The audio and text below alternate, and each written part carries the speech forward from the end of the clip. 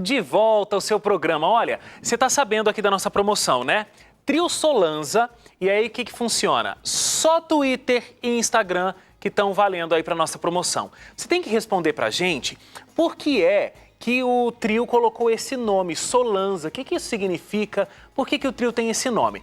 Não vale Facebook, dessa vez a promoção só vale para Twitter e Instagram. E, inclusive, não vale só para o ao vivo. Você que está assistindo a gente aqui na segunda-feira, às 5 da tarde, agora já faltam 10 aí para as 6, não vale só para o ao vivo. Vale para a reprise das 2 da manhã, vale para a reprise do meio-dia. E no ao vivo, das 5 horas da tarde de terça-feira, amanhã, para mim que estou aqui ao vivo, é que eu vou dar o resultado, tá bom? Então, olha, você que está assistindo a reprise das 2 da manhã, assistindo a reprise do meio-dia, você pode participar e, de repente, você leva para casa o CD do Trio Solanza. Tá legal? Então, estou esperando a sua participação.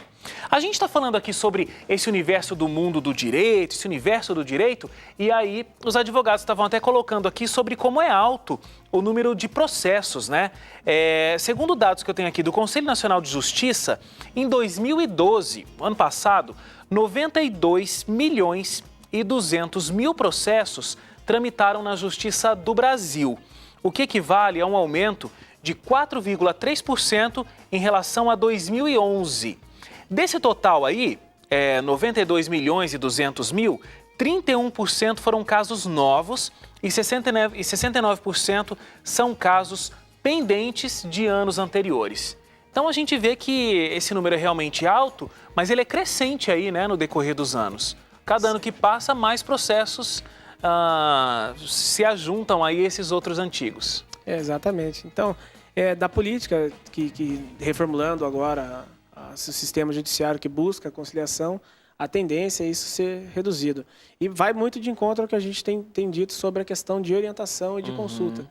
Quando não se consulta, a tendência é que o risco seja aumentado e, consequentemente, haja um número maior de processos. Por isso, vale bastante dizer que a figura do advogado deve servir também como orientador, como um consultor, não apenas como um processualista que vai lá te defender processualmente ou ingressar com uma ação a seu favor, porque existem outras maneiras. Mas até lá a gente caminha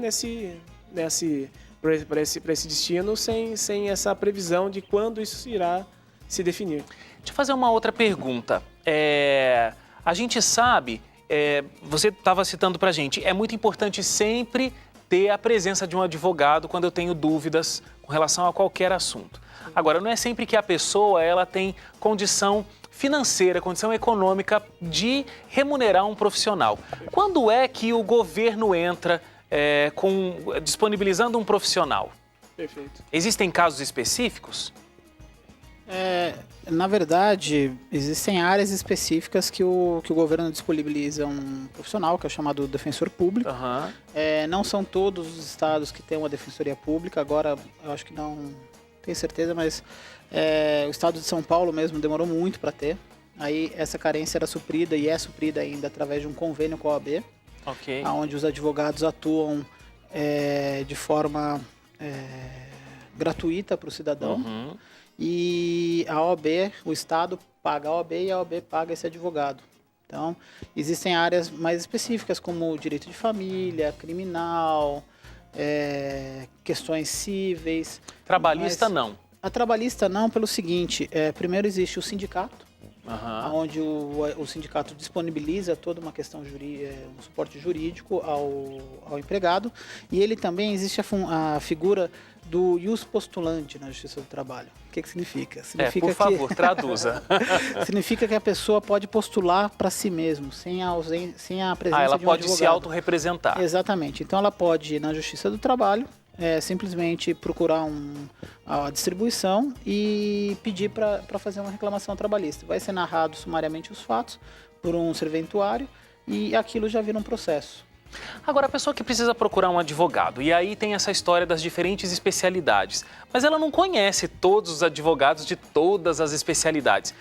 O que ela deve fazer? Ela procura um advogado e esse advogado vai encaminhá-la, vai fazer uma indicação para um profissional da área? É esse o caminho? O correto é realmente que cada profissional, que cada advogado tenha também a sua conduta como manda o Código de Ética da OAB.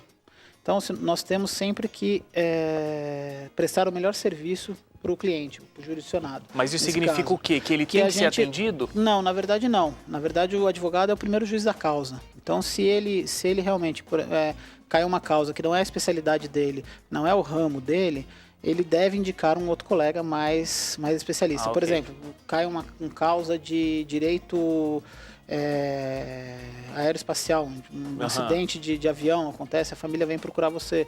É uma causa complicada, é uma causa complexa. Diferente, por exemplo, do direito de família, da trabalhista, que muitas vezes o advogado, no início de carreira, ele vai acumulando essas áreas mais comuns, né, dos problemas do cidadão.